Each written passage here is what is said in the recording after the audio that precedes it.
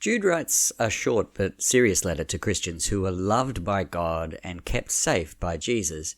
He wanted to write about the joy of their shared salvation. But instead, he felt he needed to warn them.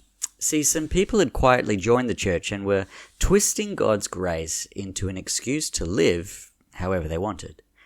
By the way that they lived, they were showing that they didn't really accept Jesus as their Lord.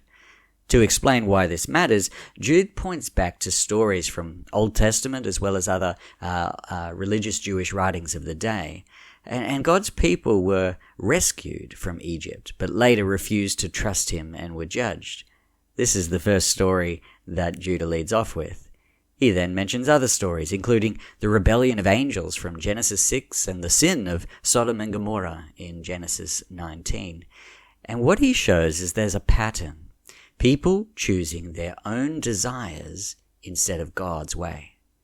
What people believe always shows up in how they live.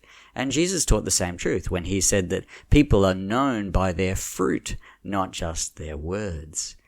Jude reminds the church that even powerful angels treat the spiritual world with deep respect, while these teachers, they were careless, irreverent, and proud. Jude is clear. God's grace is not permission to sin. Grace gives us the strength to live like Jesus desires we live, to obey him. This first part of Jude's letter gives us some good reasons to contend for the faith. On a personal level, it also invites us to look honestly at our lives and ask whether the choices that we make show that Jesus really is our Lord or not.